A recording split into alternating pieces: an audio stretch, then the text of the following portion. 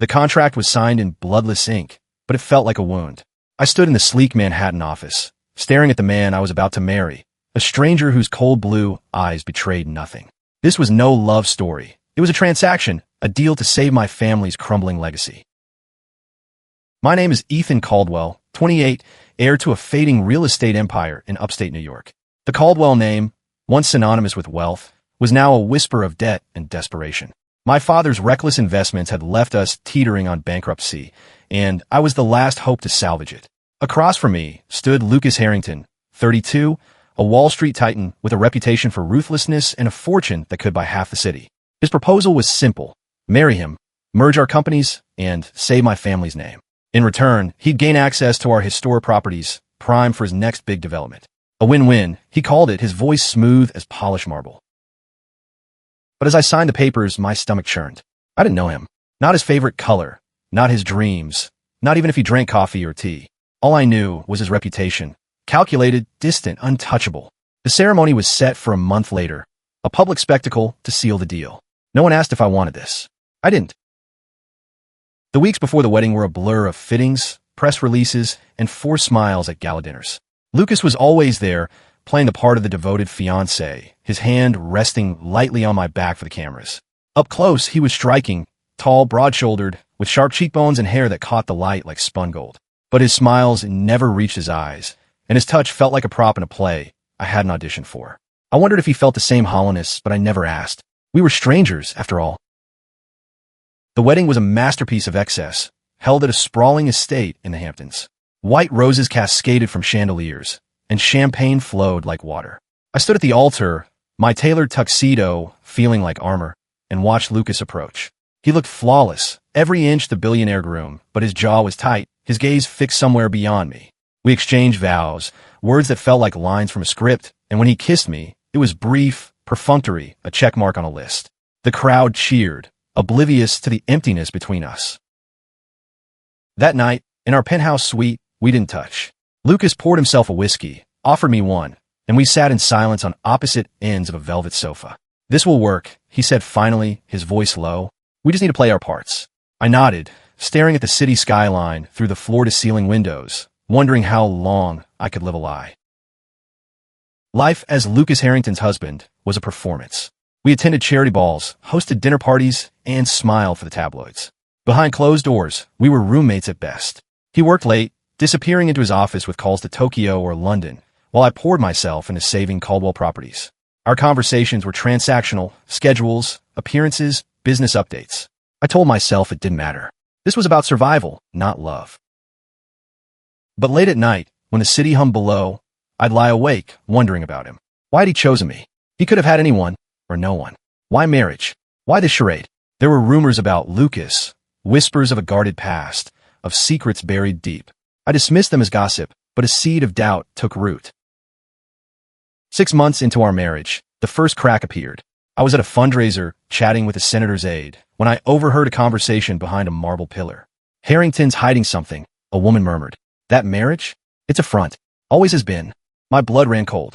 I turned, but the speakers had vanished into the crowd. I scanned the room for Lucas, finding him laughing with a group of investors, his charm effortless. But now I saw the mask. Perfectly crafted, but a mask nonetheless. I started watching him closer. The late-night phone calls he took in hushed tones. The locked drawer in his office he checked when he thought I wasn't looking. The way he flinched, just slightly, when I asked about his past. I wanted to confront him, but fear held me back. What if the rumors were true? What if I was just a pawn in his game? One evening, I couldn't take it anymore. I waited until he returned from a meeting, his tie loosened, his face tired. "Lucas," I said, my voice steadier than I felt. "Why did you marry me?" He froze, his glass halfway to his lips. For a moment, I thought he'd brush me off, but he set the glass down, his eyes narrowing. "Because it made sense," he said, his tone clipped. "You needed money. I needed your name. That's the deal." "That's not enough," I pressed, stepping closer. "There's something you're not telling me. People talk, Lucas. They say this marriage is a lie." His jaw tightened, and for the first time I saw something flicker in his eyes. Fear, maybe, or anger. "People talk because they're bored," he snapped. "Don't believe everything you hear." He turned away, ending the conversation, but his reaction only deepened my suspicion. The next day, I did something I swore I'd never do. I waited until he left for a meeting, then slipped into his office. The locked drawer was my target. My hand shook as I pried it open with a paperclip, my heart pounding with guilt and adrenaline. Inside, I found a single photograph, worn at the edges. It was Lucas, younger, laughing, his arm around another man, a man with dark hair and a warm smile. On the back, in faded ink, was a name, Daniel. Who was Daniel? And why was this photo hidden like a secret shame? I slipped it back, my mind racing. That night, I couldn't look at Lucas without seeing that photo, without wondering what he was hiding, and why it felt like a betrayal. The photograph burned in my mind, a ghost I couldn't shake. I started noticing things I'd ignored before. How Lucas's smile faltered when certain names came up, how he'd changed the subject when I asked about his college years. Daniel. The name echoed, a puzzle piece that didn't fit our sterile marriage. I tried to focus on work, pouring myself into reviving Caldwell Properties. The merger with Lucas's company had given us a lifeline, and I was determined to make it work. But every meeting, every late-night spreadsheet felt haunted by that hidden photo. I needed answers, but I didn't know how to ask without shattering the fragile truths of our marriage. One rainy afternoon, I found myself at a coffee shop in Soho, waiting for a client who never showed. Instead, an older man approached, his face weathered but kind. "You're Ethan Caldwell, aren't you?" he asked, sliding into the seat across from me. I nodded, wary. He introduced himself as Tom, a former colleague of Lucas's from his early Wall Street days. "I knew him before he was this," he said, gesturing vaguely at the world of wealth and power Lucas inhabited. "What do you mean?" I asked, my pulse quickening. Tom leaned forward, his voice low. "Lucas wasn't always so closed off. He used to be open, full of life. Then something happened. Someone broke him. He's never been the same." He paused, studying me. "You're his husband. You must know about Daniel." The name hit like a punch. I shook my head, my throat tight. "Who's Daniel?" I managed. Tom's eyes softened with pity. His first love. They were inseparable, back in college. But something went wrong. Daniel disappeared, and Lucas, he changed. Built walls no one could climb. He slid a business card across the table. "If you want to know more, call me. But be careful. Lucas doesn't like his past dug up."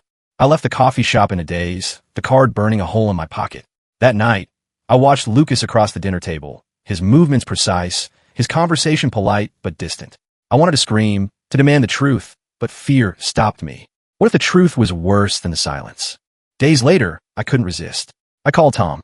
He told me fragments of a story. Lucas and Daniel, college sweethearts at Yale, dreaming of a life together. But Daniel's family was old money, conservative and unforgiving. When they found out, they pressured Daniel to end it. Then, one day, Daniel was gone. No explanation, no goodbye. Lucas never recovered. I hung up, my chest aching. Was that why Lucas married me? To bury his past? To hide who he really was? The thought made my skin crawl. I wasn't his partner. I was his shield. I started digging deeper, scouring old articles, social media archives, anything that mentioned Lucas or Daniel. I found a grainy photo from a Yale alumni event, Lucas and Daniel arm in arm, their smiles bright and unguarded. It was like seeing a different man, one I'd never met. I also found whispers of scandal. Daniel's family, powerful and connected, had allegedly paid to erase him from Lucas's life. But where was he now? I confronted Lucas that night, the photo from his drawer trembling in my hand. "Who is he?" I demanded, my voice shaking. "Why didn't you tell me?" Lucas's face went pale, his eyes locked on the photo. For a moment, I thought he'd shut down, but then he spoke, his voice raw. "Daniel was everything. And then he was gone. I don't talk about him because it hurts too much." "Why marry me then?" I pressed, anger rising. "To pretend you're someone you're not? To hide?" He flinched, but his voice was steady. "I married you because it was safe. Because I could control it. Because I couldn't risk." He stopped, his eyes glistening. "I couldn't risk feeling that again. I wanted to hate him, but his pain was a mirror to my own. I'd spent my life hiding too. My fears, my loneliness, my longing for something real. We were both liars in a way, trapped in a marriage built on convenience." The next morning, Lucas was gone before I woke, leaving a note. "I need time." I didn't know if he meant hours or days, but the emptiness of our penthouse felt heavier than ever. I threw myself into work, but the questions gnawed at me. Was Daniel still out there? Did Lucas still love him? And where did that leave me? A week later, I found a lead. An old friend of Daniel's, now a professor in Boston, agreed to meet me. I drove up, my heart pounding with every mile. She was kind, her office cluttered with books and memories. "Daniel's alive," she said softly. "He's in California, running a small bookstore. He never got over Lucas either." I sat there stunned. Daniel was alive. And Lucas had built a life. a marriage, to escape that truth. I thanked her and left, my mind a storm of emotions. Part of me wanted to find Daniel, to confront him, to understand. But another part, small and fragile, wanted to fight for Lucas, for the man I was starting to see beneath the mask. When I returned to New York, Lucas was waiting. He looked exhausted, his eyes red-rimmed. "I'm sorry," he said, his voice breaking. "I should have told you, but I didn't know how." I took a deep breath, the weight of the truth settling between us. "Then tell me now," I said. "All of it." Lucas's confession came in fragments, each word heavy with years of buried pain. We sat in our penthouse, the city lights flickering below, as he told me about Daniel. They'd met at Yale, two young men caught in a world that wasn't ready for them. Lucas had been fearless then, unafraid to love openly, but Daniel's family was a different story. Old money, older values. They'd threatened to disown him, to ruin his future. Daniel, torn between love and duty, chose his family. He left without a word, leaving Lucas shattered. "I thought I could move on," Lucas said, his voice barely above a whisper. "But every time I tried, it felt like betraying him, so I stopped trying. I built walls, focused on work, on power. Marrying you, it was a way to keep the world at bay." I listened, my anger softening into something else. Empathy, maybe, or recognition. I'd spent my life hiding too, not from a lost love, but from the weight of my family's expectations. I'd agreed to this marriage to save them, but at what cost to myself? "I didn't marry you to hurt you," Lucas continued, meeting my eyes for the first time. "I thought I could keep it separate, business and whatever this is. But I was wrong." "What is this, Lucas?" I asked, my voice steady despite the storm inside me. "What are we doing?" He didn't answer, just looked away, his hands clenched. I wanted to reach for him, to bridge the gap, but I didn't know how. Not yet. The next few weeks were a fragile truce. Lucas was more present, joining me for coffee in the mornings, asking about my day. Small gestures, but they felt like cracks in his armor. I caught glimpses of the man from the photo, warm, witty, human. But Daniel's shadow lingered. I couldn't shake the thought of him, out there in California, living a quiet life while Lucas and I played pretend. I decided to act. I booked a flight to San Francisco, telling Lucas I had a business meeting. In truth, I needed to see Daniel to understand what he'd meant to Lucas and what he still did. The bookstore was in a quaint coastal town, its windows lined with weathered paperbacks. Daniel was behind the counter, older but unmistakable, his dark hair streaked with gray, his smile gentle but guarded. "You're Ethan," he said, before I could introduce myself. "Lucas's husband." I nodded, my throat tight. "I need to know what happened between you two." Daniel's eyes darkened, and he gestured to a table in the corner. Over coffee, he told me his side. He'd loved Lucas fiercely, but his family's threats were relentless. Disinheritance, public disgrace, even whispers of institutionalization. I was young, scared, he admitted. I thought leaving was the only way to protect him. But I broke us both. "Do you still love him?" I asked, dreading the answer. Daniel looked out the window at the ocean beyond. "Part of me always will." But I moved on. I had to. I left the bookstore with more questions than answers. Daniel wasn't the villain I'd imagined, just a man who'd made a painful choice. But his words confirmed what I'd feared. Lucas was still tethered to him, to a past he couldn't let go. Back in New York, I found Lucas waiting, his expression unreadable. "You went to see him," he said, not a question. I nodded, bracing for anger, but he just sighed. "What did he say?" "That he loved you," I said. "That he left to protect you." Lucas's face crumpled, just for a moment, before he rebuilt his mask. "He should have stayed," he said, his voice raw. "But he didn't, and I can't change that." Something shifted in me then. I saw Lucas not as the untouchable billionaire, but as a man carrying a wound that hadn't healed. I reached for his hand, tentative, and he didn't pull away. "You don't have to hide anymore," I said. "Not from me." He looked at me, really looked, and for the first time, I felt seen. Not as a business partner, not as a prop, but as Ethan. It was a start. We began to talk, really talk. Late-night conversations about our fears, our dreams, our pasts. I told him about my father's expectations, the weight of being the perfect son. He told me about the years after Daniel, the loneliness of building an empire to fill the void. We were cautious, like two people learning to walk on ice, but each step felt real. One night, at a charity gala, Lucas took my hand under the table, his thumb brushing my knuckles. It wasn't for show, wasn't for the cameras. It was for us. I looked at him, his blue eyes soft in the candlelight, and felt something new. Hope. But hope is fragile, and secrets have a way of resurfacing. A week later, I received an anonymous email, a single line. "Ask Lucas about the trust fund." Attached was a grainy document, a financial record from years ago, linking Lucas to a massive payment to Daniel's family. My heart sank. Had Lucas paid them to keep Daniel away? Or worse, had Daniel been paid to leave? I confronted Lucas that night, the document trembling in my hand. What is this? I demanded. Did you buy him out of your life? Lucas's face went white. It's not what you think, he said, but his voice shook. I didn't pay him to leave. I paid to protect him. Protect him from what? I pressed, my voice rising. From his family, Lucas said, his eyes blazing. They were going to destroy him, Ethan. I had no choice. I stared at him, the pieces falling into place. Lucas hadn't just lost Daniel. He'd sacrificed everything to save him. And now, I was caught in the aftermath, married to a man whose heart might never be whole. The truth about the trust fund changed everything. Lucas had paid Daniel's family to back off, to give Daniel a chance at freedom, but the cost was their future together. I thought I was saving him, Lucas told me, his voice hollow. But all I did was push him away. I wanted to be angry, to accuse him of using me to bury his guilt, but I couldn't. His pain was too raw, too real. Instead, I sat beside him, our shoulders brushing, and let the silence hold us. For the first time, I saw Lucas not as a stranger or a manipulator, but as a man who'd loved so deeply he'd broken himself to protect it. Still, the question lingered. Where did that leave us? Our marriage was built on a lie, a shield against his past. But the more we talked, the more I realized I didn't want to be a shield anymore. I wanted to be his partner. We started small. Breakfast together, walks through Central Park, moments where we weren't performing for the world. Lucas opened up, sharing stories of his childhood in Connecticut, his love for old jazz records, the way he'd always wanted to learn to cook, but never had the time. I told him about my summers at our family's lake house, the pressure of being the golden child, the quiet longing for a life that was mine. We were learning each other, piece by piece, and with every moment, the distance between us shrank. One evening, as we stood on our balcony overlooking the city, Lucas turned to me, his expression soft. I didn't expect this, he said.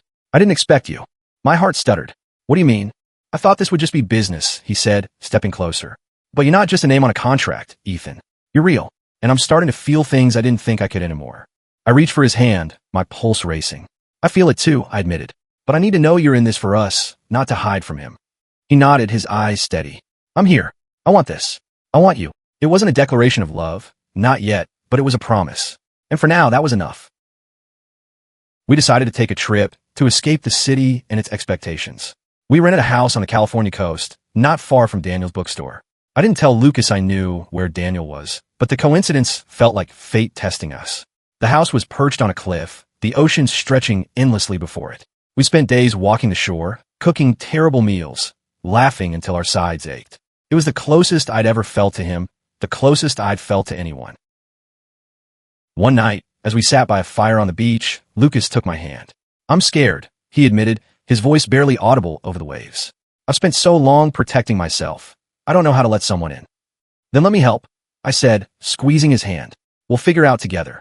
He kissed me then, not for show, not for a contract, but because he wanted to.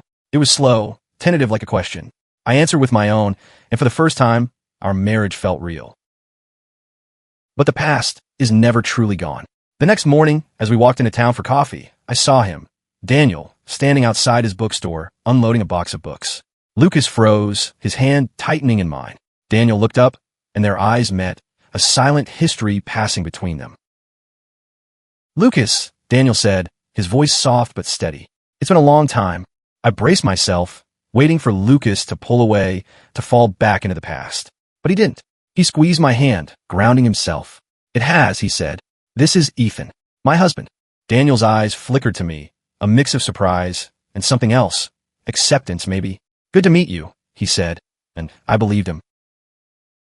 We talked for a while, the three of us, awkward but kind. Daniel told us about his life, his bookstore, the peace he'd found. Lucas listened, his expression unreadable, but his hand never left mine. When we left, Daniel hugged Lucas, a brief, final goodbye. Be happy, he whispered. As we walked back to the house, Lucas was quiet, but not distant. You okay? I asked. He nodded, a small smile breaking through. Yeah, for the first time in a long time, I think I am. That night, we made love for the first time, not as strangers or business partners, but as two people choosing each other. It wasn't perfect, but it was ours, and that made it beautiful. Back in New York, we faced the world new. The tabloids speculated, the investors questioned, but we stood together, no longer hiding. Lucas started therapy, working through the pain of his past, and I was there every step. Our marriage wasn't a fairy tale, but it was real, built on trust we'd fought for. One evening, as we stood on our balcony, Lucas turned to me. "I love you," he said, simple and true. I smiled, my heart full. "I love you too," I said, and meant it. Our marriage, once a hollow contract, became a home. Lucas and I rebuilt, not just our companies, but ourselves. Caldwell Properties thrived under the merger, and Lucas's empire grew, but what mattered more was the life we were creating together. We cooked dinners, argued over jazz versus classical, planned weekends away. We were partners in every sense. But the world doesn't let go easily. A month after our California trip, the anonymous emailer struck again. This time, it was a scam letter addressed to Lucas from Daniel's father, dated years ago. "You'll never see him again," it read. "Your money bought his silence, but not his freedom." My stomach dropped.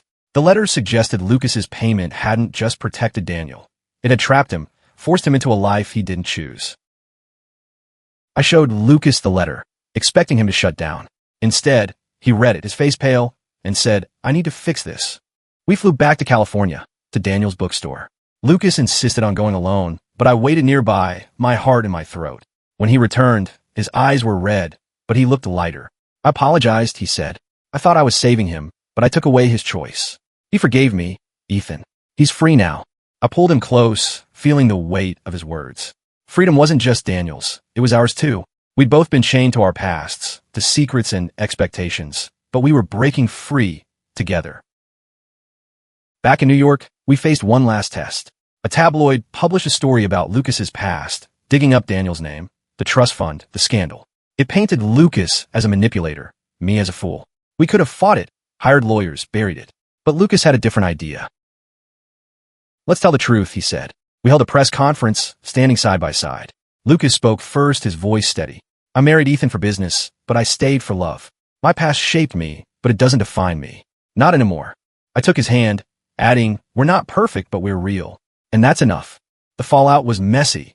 Some investors pulled out, some applauded our honesty. But we didn't care.